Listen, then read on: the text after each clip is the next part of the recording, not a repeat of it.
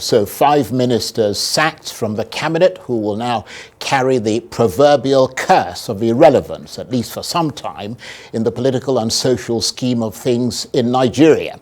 They include the Minister of Women Affairs, Uju Ken Ohanenye, the Minister of Tourism, Lola Ade John, the Minister of Education, Professor Tahir Maman, the Minister of Youth Development, Dr. Jamila Bayo, and the Minister of State for Housing and Urban Development, Abdullahi Mohammed Gwazo. And Betta Edu, the suspended Minister for Humanitarian Affairs and Poverty Alleviation, is presumably also gone.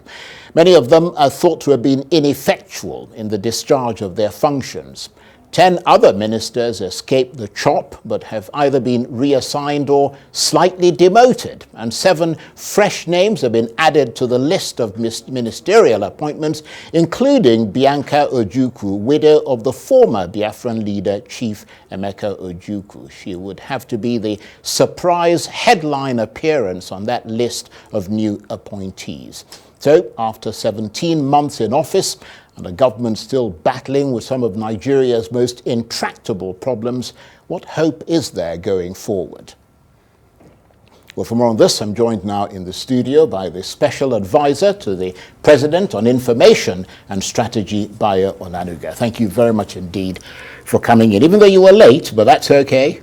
I know you had a long day. Let me apologize for that. I'm sorry for coming late.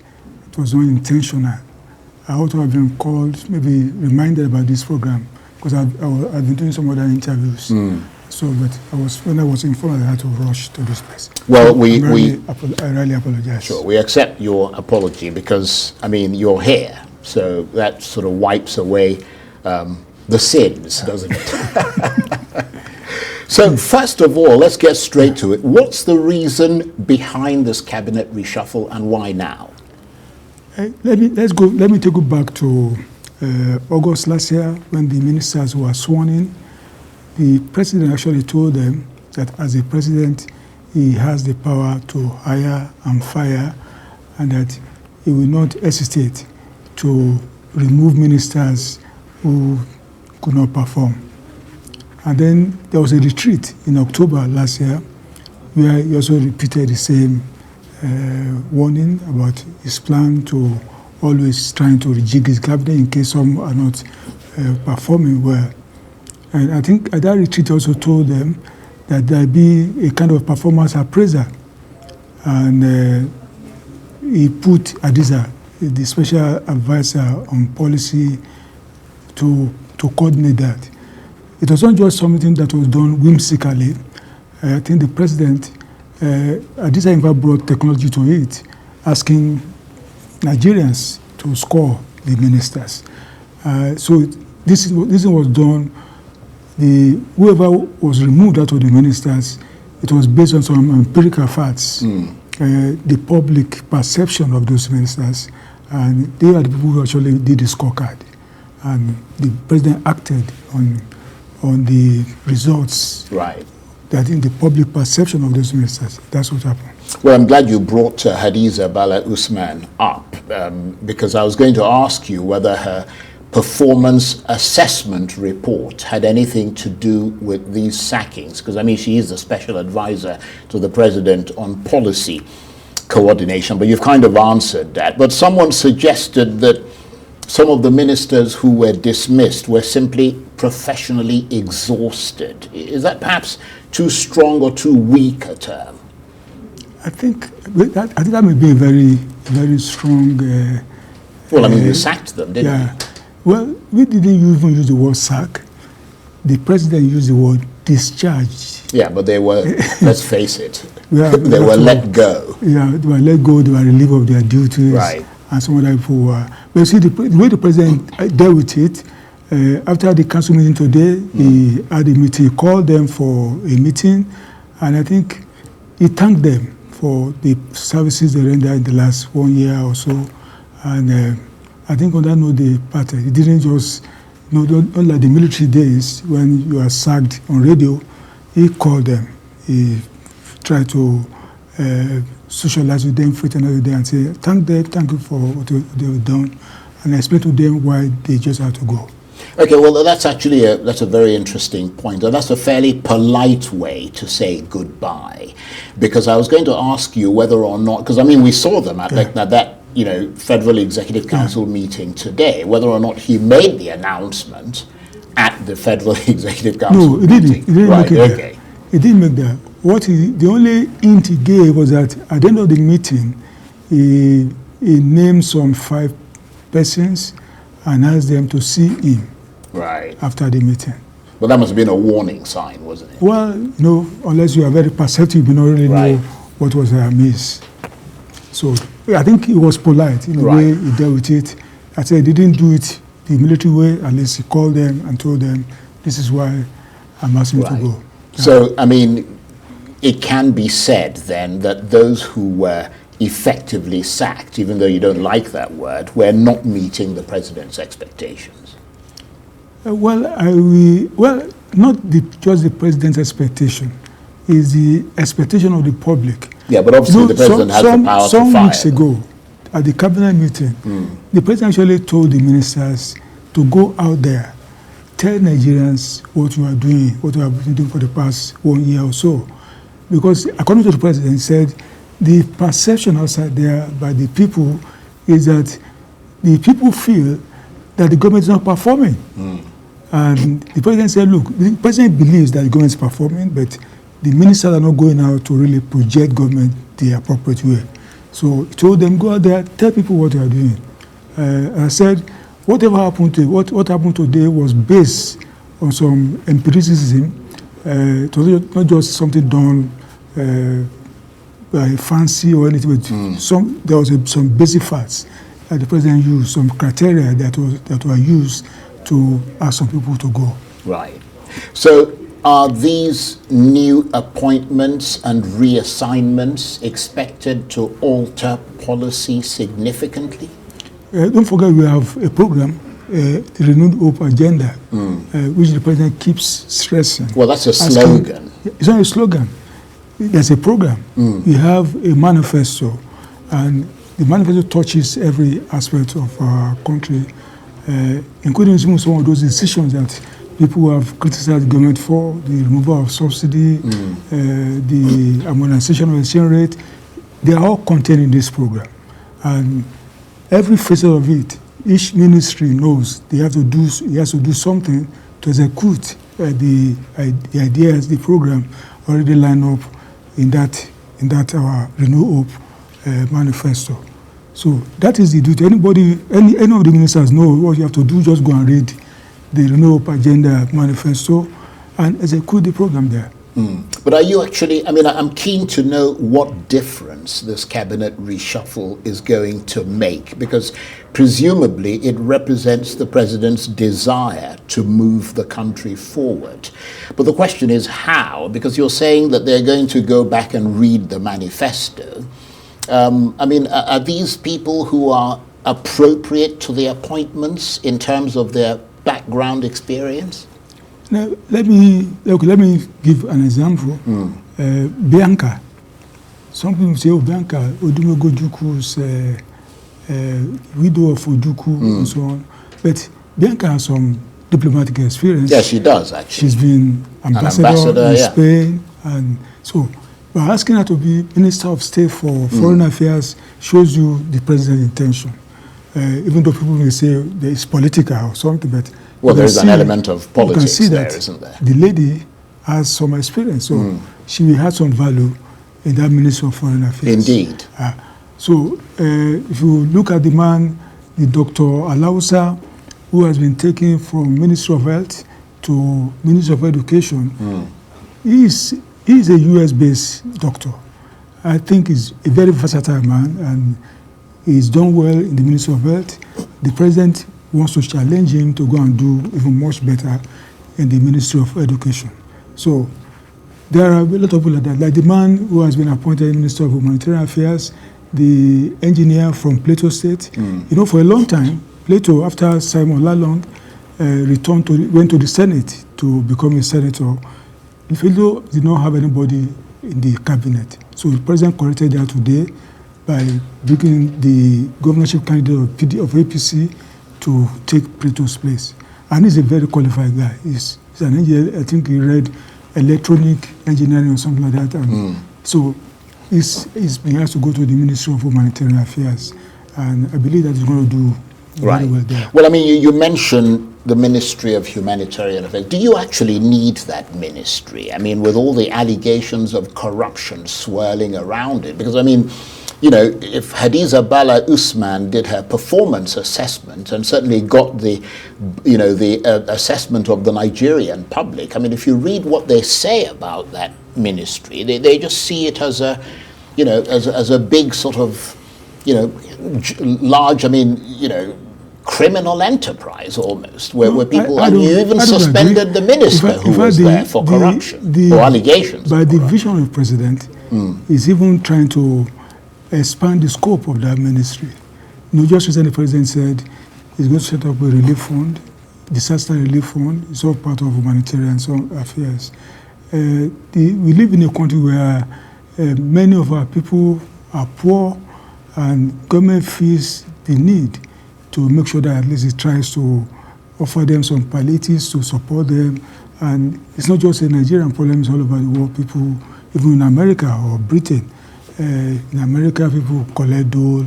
Britain, there's money from government and so on. So the weak members of society, they need assistance. And that's what that humanitarian ministry is supposed to do.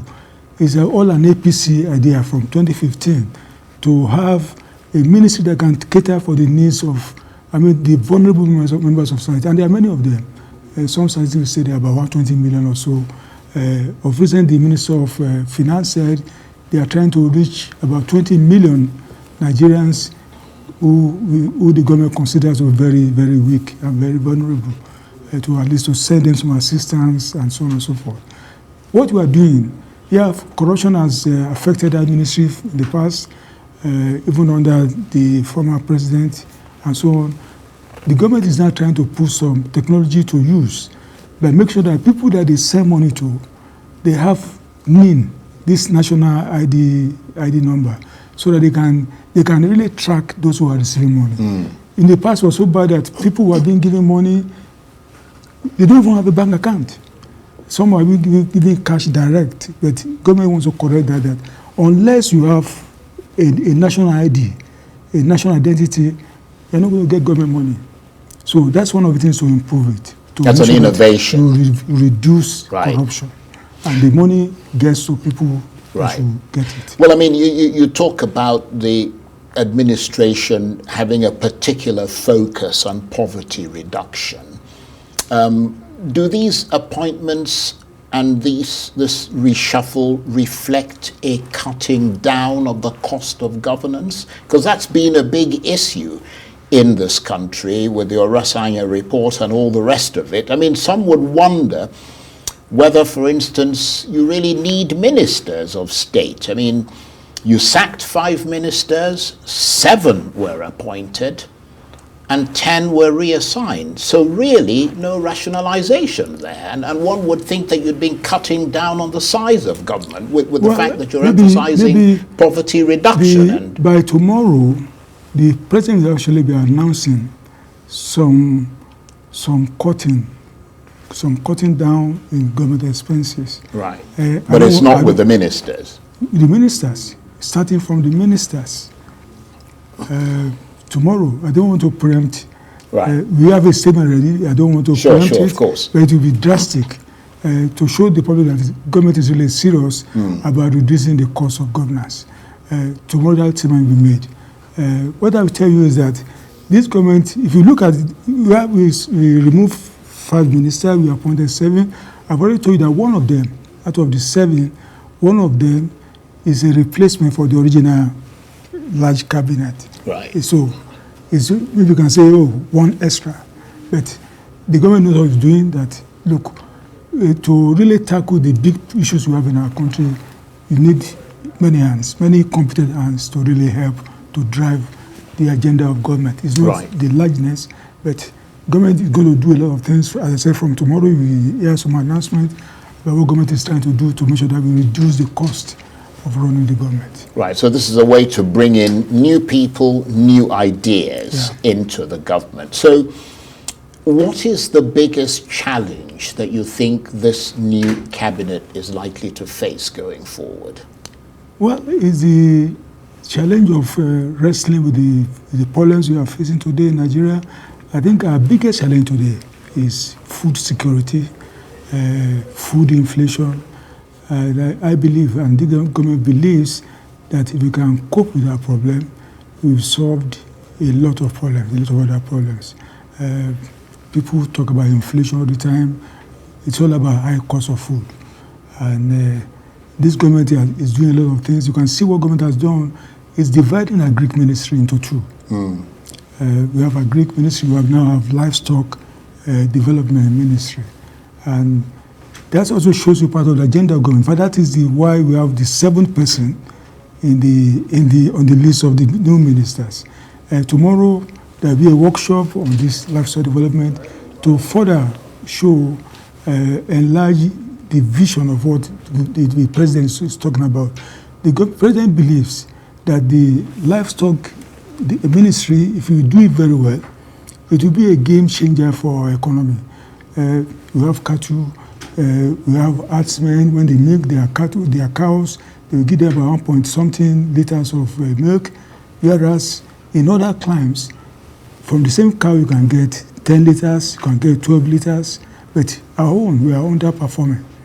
And that's why government says, let's focus on all these things, not just cattle, even pigs, even the poultry, which is also an arm of livestock industry. Government wants to have a big focus on all of them and see what this economy can reap from it. It's a big industry, and Nigeria is underperforming. And that's why the president is so passionate about it. He wants something to be done very, very quickly. Well, let's talk about the controversy that is still swirling around some cabinet ministers. The Minister of State for Defense, for example, Bayo, who was accused by his own governor of sponsoring the militant group Boko Haram that has caused absolute mayhem across the north in this country. The expectation was that he would get the chop in this cabinet reshuffle, but he appears to have survived. Well, as far as I know, most of those things are just mere allegations. But allegations would need to be investigated, wouldn't they? In fact, I think in one of them, I got something like that I sent to the NSA. I said, have you heard about this? And they said, no, they have probed a lot of those things, that they are not correct, they are not true. People are just bringing out all kinds of fake things, allegations about someone. And that's why the man is there. Even the president, I'm sure, has had so many stories about him.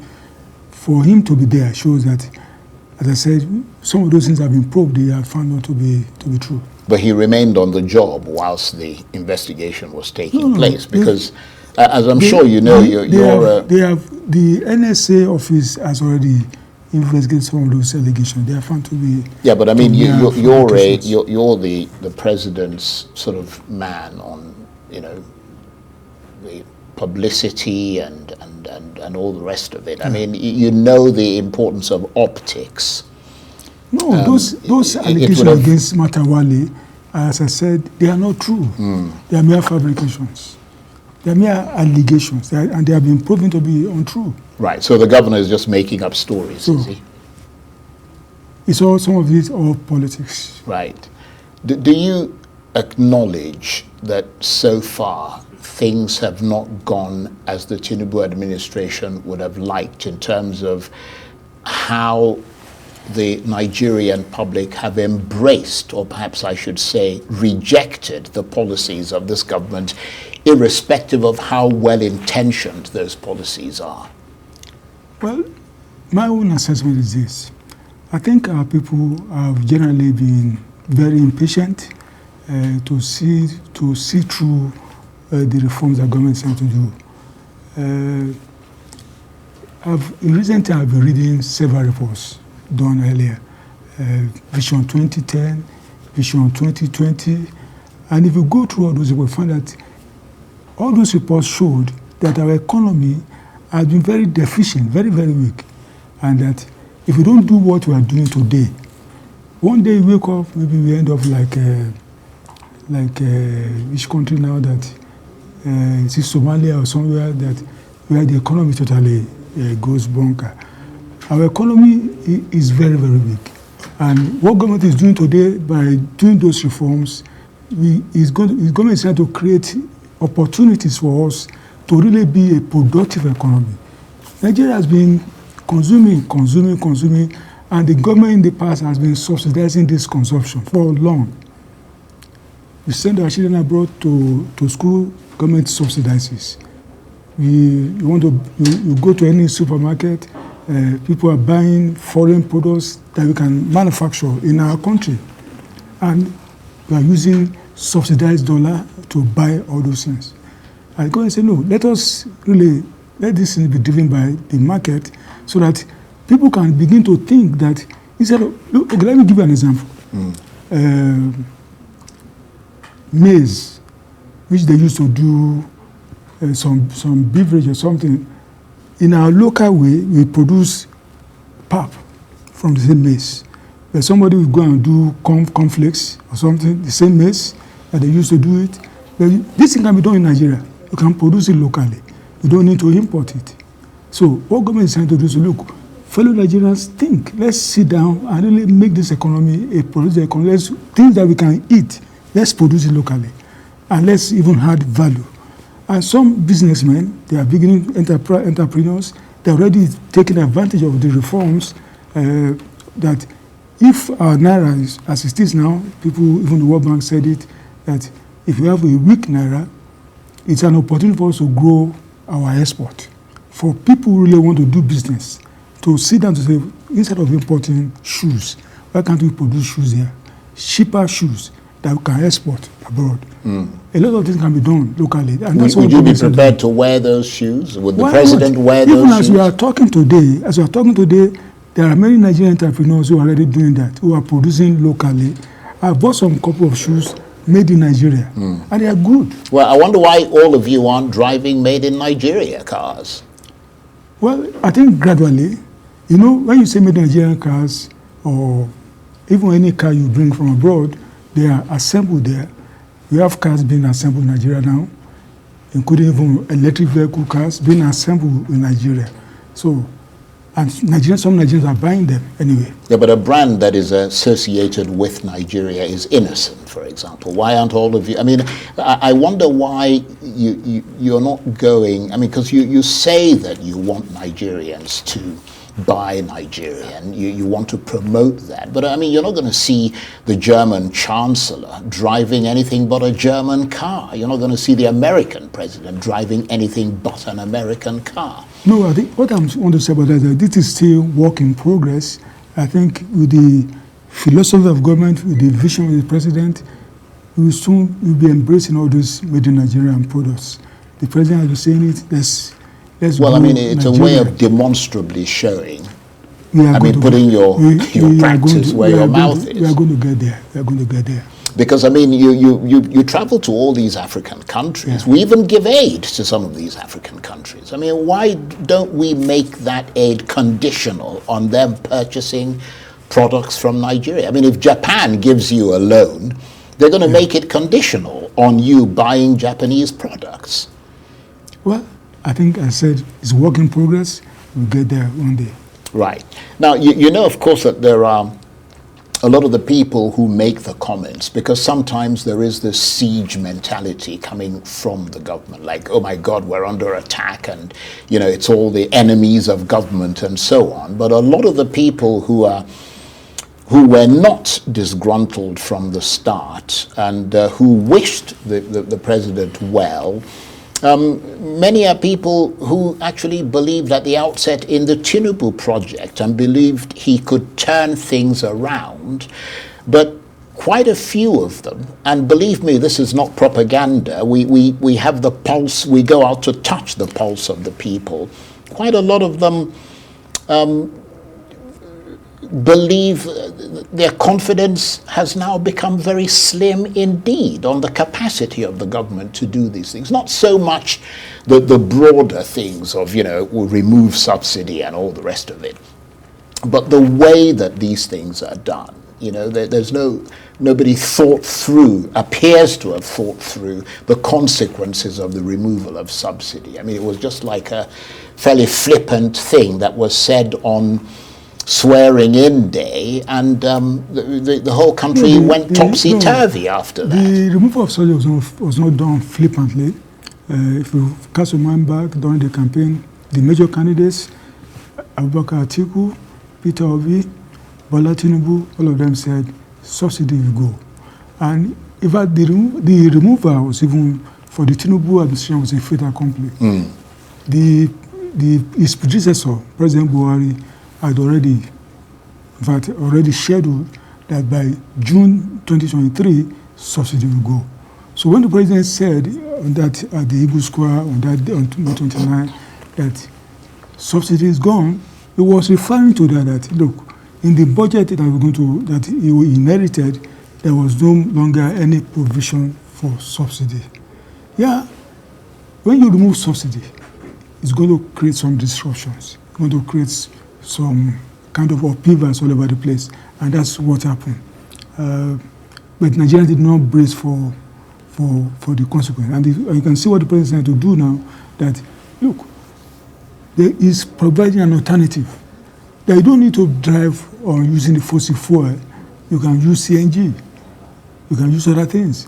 You don't need to, for example, where I stay for now, in Abuja, solar light is my primary light. I highly turn to NEPA or AEDC. So the government decided to teach us that we need to look for alternatives. We need to do things in a different way, to try to change. In fact, the president's favorite word is change the mindset of our people, that to think out of a lot of things. We don't need to follow what we were doing before. Things are changing, and the government is providing some kind of paradigm change in a lot of ways. So do you think have to change? Right? Do you think the people are being unkind when they say that they no longer believe that the president can be this country's savior?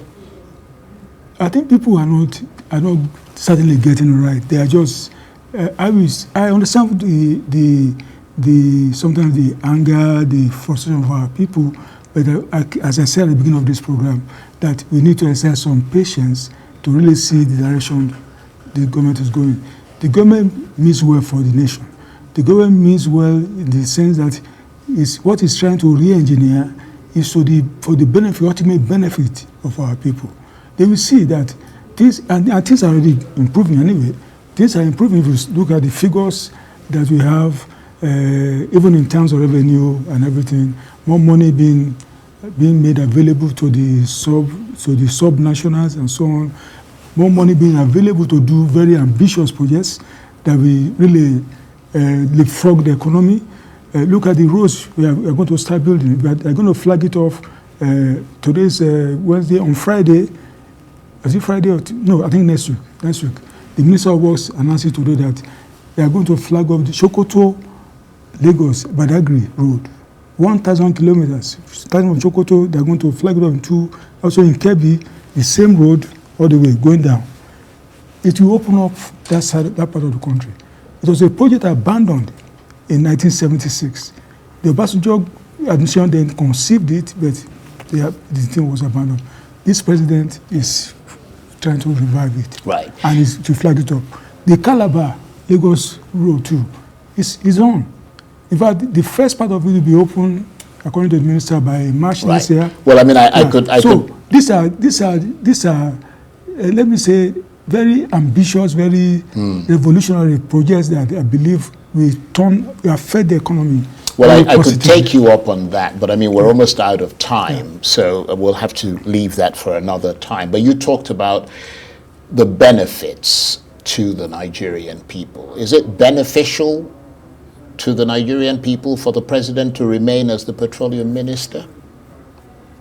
It's not really. Well, I mean, I noticed you didn't mention that at all in the cabinet. You have two ministers there, two ministers of state, one for petroleum, one for gas or something. The president just he supervises them. Yeah, but why does he have to be the petroleum minister? I don't understand.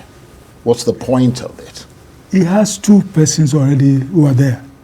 He just... So if he's not needed, why is he there? Have you ever heard him call himself minister? Yeah, but he is the minister. He supervises them, just like he supervises all his other ministers. Yeah. So he has never said, I'm the minister of petroleum or minister of petroleum resources. He has two ministers of state there. And it's for convenience, but I think what I'm saying is that the president has never called himself minister of petroleum. So what's the point of him keeping that portfolio? Two persons are already there. No, I understand that. Yeah. But every ministry has a minister of state. And then a minister. So he's the minister. What's the point of him being? It's a matter of administrative style. I said the minister supervises all his ministers. They all report to him. Right. So, and I said in the case of the petroleum sector, we have two ministers there. One for gas, one for oil, petroleum resources. So I think it's a matter of convenience for the president to have put two persons there, and for him, just as I said, he supervises all other ministers, so he does for the oil sector. Well, I have to say you're a very interesting person to talk to, and I wish we had more time, but sadly we don't. And I want to really tell you that we're very, very grateful to you for taking the time to come in and to explain all this to us. Bayo Onanuga is a special advisor to the President on Information and Strategy. Thank you very much indeed. Thank you very much, Charles. And that's it for this edition of Arise Prime Time. Join us again tomorrow. From me and the entire team here in Abuja and Port Harcourt, bye-bye, and thank you for watching.